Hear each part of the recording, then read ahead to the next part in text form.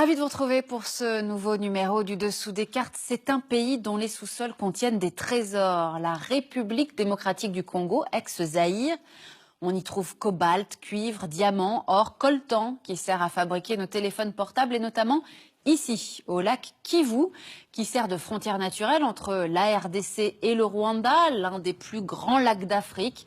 Somptueux paysage, mais qui est depuis des décennies le théâtre de multiples pillages et de conflits sanglants, vous allez voir. De la colonisation belge à l'indépendance, de l'importation du conflit rwandais aux guerres régionales et civiles multiples, sans oublier bien sûr la corruption et les pratiques de Mobutu et du clan Kabila. Voici le dessous des cartes de la RDC, un pays constamment pillé et violenté. Au centre de l'Afrique, la République démocratique du Congo, RDC, est un immense territoire de 2,3 millions de kilomètres carrés. Aussi étendu que l'Europe de l'Ouest, c'est le deuxième plus grand pays du continent. Avec cette position centrale, la RDC compte de nombreux voisins. À l'ouest, la République du Congo, au nord, la République centrafricaine et le Sud-Soudan, à l'est, l'Ouganda, le Rwanda, le Burundi et la Tanzanie, et enfin les deux pays voisins frontaliers du sud, la Zambie et l'Angola. Le fleuve Congo a donné son nom au pays et le traverse, vous le voyez, de part en part. Avec ses 4700 km de longueur, c'est le second fleuve du monde pour son débit, après l'Amazone. Environ 60% du territoire de la RDC est couvert d'une forêt tropicale dense qui fait de ce pays une réserve exceptionnelle de CO2 et de biodiversité pour la planète. Mais cette vaste zone forestière est peu propice au peuplement.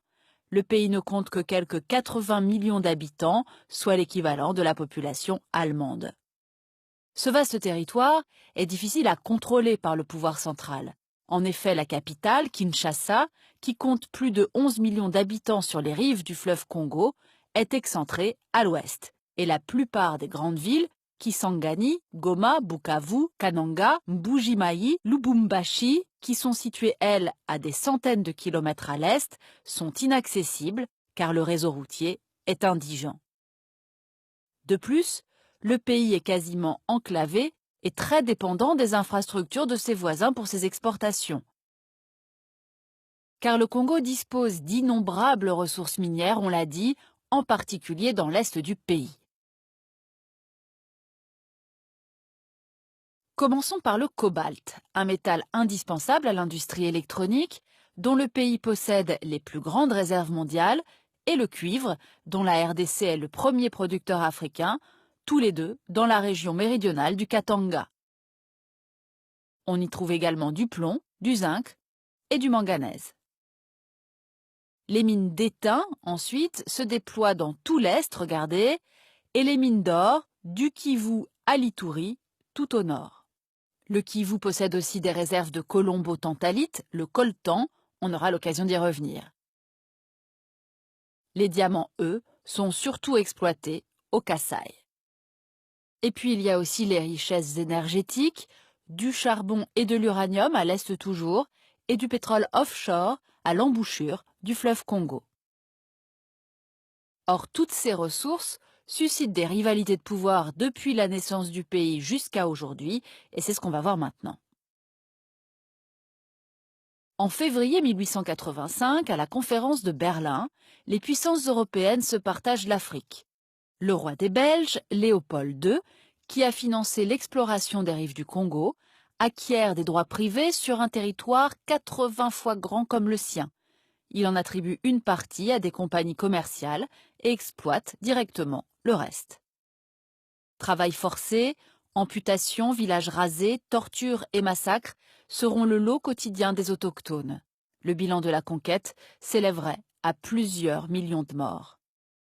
En 1908, sous la pression de l'opinion internationale scandalisée, le Parlement belge prend le contrôle du Congo qui devient une colonie. L'exploitation industrielle à grande échelle démarre, l'union minière du Haut-Katanga, véritable État dans l'État, contrôle les mines de cuivre. En 1960, le Congo accède à l'indépendance, comme nombre de colonies africaines. Le Premier ministre nationaliste, Patrice Lumumba, défend la souveraineté politique et économique de son pays. Mais la Belgique n'est pas prête à renoncer ni à son influence, ni à ses intérêts économiques. Elle soutient donc la sécession du riche Katanga, puis le coup d'État du colonel Joseph Mobutu, fomenté en pleine guerre froide avec l'aide de la CIA. Démis puis emprisonné, Lumumba est finalement assassiné en janvier 1961. Commence alors le règne de Mobutu Sese Seko sur le pays, plus tard rebaptisé Zaïre. Il va durer 32 ans de prédation et de pouvoir absolu. Les mines sont nationalisées et le père de la nation distribue richesses et prébendes pour asseoir son régime en achetant des loyautés politiques. L'alliance avec la Belgique, la France et les États-Unis, parrain du général dictateur, ne s'achèvera qu'avec la fin de la guerre froide, au début des années 1990. Le régime se désintègre alors dans la violence. À l'été 1994, l'onde de choc du génocide rwandais atteint l'est du pays.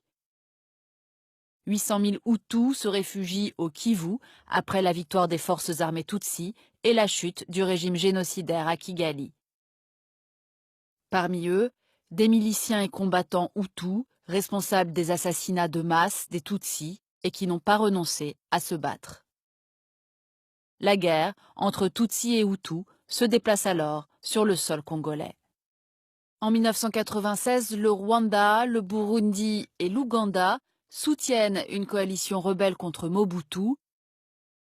Dirigée par Laurent Désiré Kabila, elle renverse le vieux despote en 8 mois. Ces forces armées massacrent des centaines de milliers de réfugiés Hutus, un crime contre l'humanité, selon la commission d'enquête de l'ONU à l'époque. Mais la fin du règne de Mobutu ne va rien changer pour les Congolais. L'accaparement des richesses du sous-sol, la violence et la corruption généralisée continuent. C'est désormais le clan Kabila qui gouverne sans partage le Zaïre, devenu entre-temps la République démocratique du Congo. En 2001, Laurent Désiré est assassiné et remplacé par son fils Joseph Kabila, toujours en poste en 2018 et qui s'est constitué un empire estimé aujourd'hui à plusieurs centaines de millions de dollars. Et c'est ce qu'on va voir maintenant.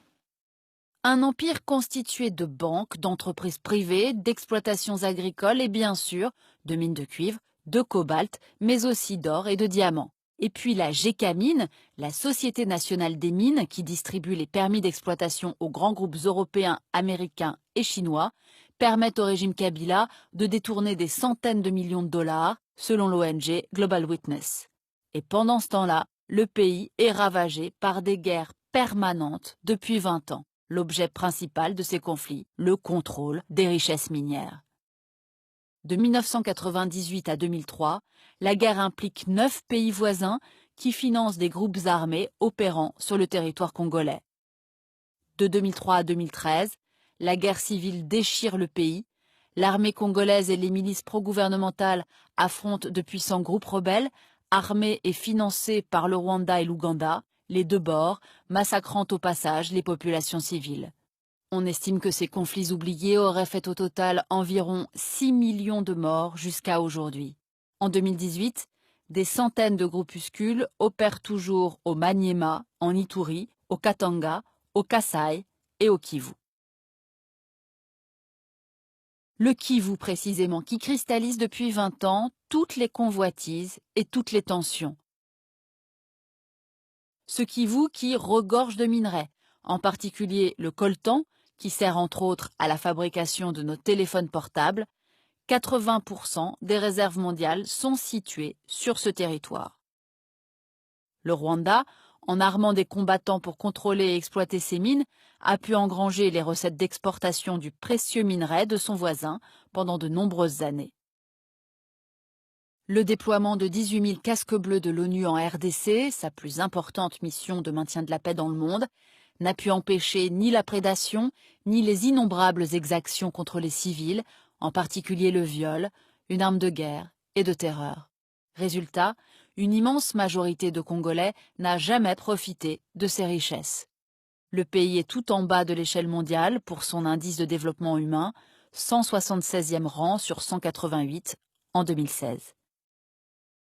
Pire, La stratégie du chaos a plongé le Congo dans une grave crise humanitaire en 2018. Regardez, voici les régions au sud et l'est menacées par la malnutrition sévère, en particulier celle des enfants. Fuyant les groupes armés, la famine et aussi une nouvelle épidémie d'Ebola, 4,5 millions d'habitants ont quitté leur toit et 800 000 Congolais ont fui vers les pays voisins. On l'aura compris, de l'époque coloniale à nos jours, l'histoire congolaise est d'abord celle d'un grand pillage et d'une superposition de conflits meurtriers dont se désintéressent généralement la plupart des médias internationaux. On trouve malgré tout régulièrement quelques brèves sur l'accablant feuilleton des prochaines élections en RDC. Elles devaient initialement avoir lieu avant la fin 2016, date de la fin du mandat de Joseph Kabila, puis reportée fin 2018. Enfin, signalons quand même la remise du prix Nobel de la paix 2018 à Denis Mukwege, ce médecin congolais qui répare les corps de ces femmes victimes de violences sexuelles dans les conflits de la région. Pour aller plus loin, édité par la revue Cahiers africains, cet ouvrage qui offre une sélection de textes scientifiques sur la RDC, mais également sur le Burundi, le Rwanda et l'Ouganda. Ainsi s'achève ce nouveau numéro du Dessous des cartes. Rendez-vous bien sûr la semaine prochaine, même endroit, même heure. Et d'ici là, n'oubliez pas notre site internet arte.tv. À bientôt.